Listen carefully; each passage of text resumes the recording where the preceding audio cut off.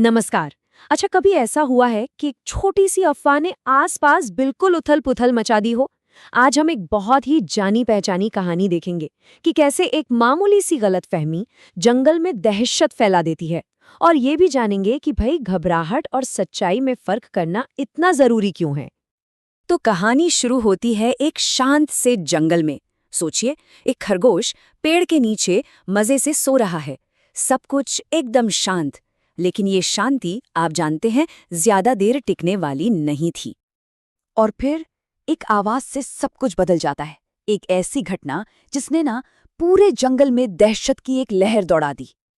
अचानक एक जोरदार आवाज आती है, धम।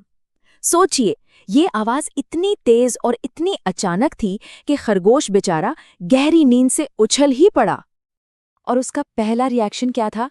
घबराहट और कंफ्यूजन। उसने चारों तरफ देखा, पर उसे कुछ भी अजीब नहीं दिखा। मतलब आवाज आई कहाँ से, इसका कोई अता पता नहीं था। और बस यहीं पर डर जो है वो लॉजिक पर हावी हो जाता है। बिना किसी सबूत के, बिना कुछ देखे भाले, खरगोश ने अपने दिमाग में सबसे डरावनी कहानी बना ली। उसे पक्का यकीन हो गया कि आसमान गिर रहा है। अब खरगोश का ये जो बेबुनियाद डर था वो जंगल में आग की तरह फैलने वाला था। चलिए देखते हैं कि कैसे ये एक अफवाह, जिसे कहते हैं मास पैनिक, उसको जन्म देती है। तो बेचारा घबराया हुआ खरगोश अपनी जान बचाने के लिए भागा और रास्ते में उसे मिली एक लोमड़ी और उसने उसे भी वही चेतावनी दे दी। और बस डर की ये चिंगारी भड़क गई। खरगोश को देखकर लोमड़ी भागी, लोमड़ी को देखकर भालू भागा और देखते ही देखते एक विशाल हाथी भी बिना कोई सवाल किए इस अंधी दौड़ में शामिल हो गया। अब ये सिर्फ कुछ जानवरों का डर नहीं था, ये एक पूरी भगदड़ थी। ये हर्ड मेंटालिटी का, आप कह सकते हैं, एक परफेक्ट एग्जाम्पल है। हर कोई बस इसलिए भाग रहा है क्योंकि बाकी सब भाग रहे हैं।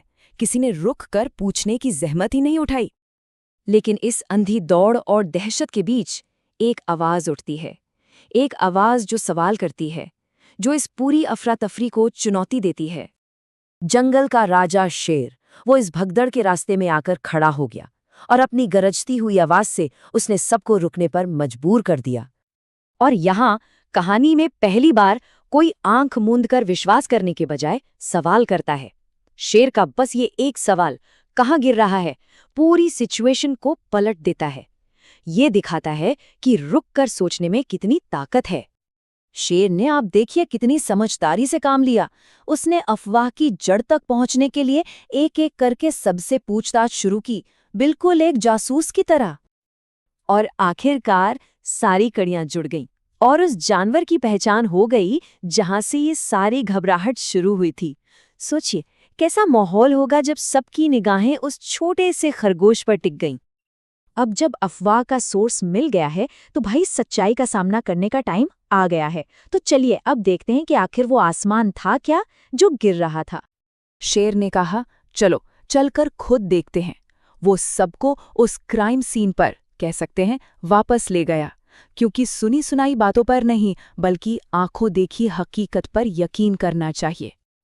और यहाँ डर और हकीकत का फर्क बिल्कुल साफ हो जाता है। एक तरफ था जानवरों का वो ख्याली डर कि आसमान गिर रहा है, और दूसरी तरफ थी एक मामूली सी सच्चाई, पेड़ से गिरा हुआ एक बड़ा सा फल। और मानो इस बात को साबित करने के लिए ही उसी पेड़ से एक और फल ठीक वैसी ही धम की आवाज के साथ नीचे आ गिरा। बस रहस्य सुलझ गया। शेर ने बड़े मजाकिया अंदाज में कहा, तो ये था तुम्हारा आसमान, देखो आसमान फिर से गिरा है, भागो। और ये सुनते ही बाकी सारे जानवर अपनी बेवकूफ़ी पर हंस पड़े। तो इस कहानी का असली सबक क्या है? ये हमें आज के ज़माने की सबसे बड़ी चुनौतियों में से एक, यानी मिस इन्फॉर्मेशन या गलत सोचना के बारे में सिखाती है। ये दिखाती है कि कैसे, खासकर सोशल मीडिया के दौर में, एक छोटा सा झूठ या आधी अधूरी बात भी पल भर में वायरल होकर बड़े पैमाने पर डर और कन्फ्यूजन फैला सकती है। और अंत में ये सवाल हम सब के लिए है, हमारी जिंदगी में कब एक गिरता हुआ फल गिरते हुए आसमान जैसा दिखने लगता है? अगली बार जब कोई सनसनीखेज खबर सामने आए तो भागने से पहले क्या हम शेर की तरह रुककर पूछेंगे कि सबूत कहाँ है?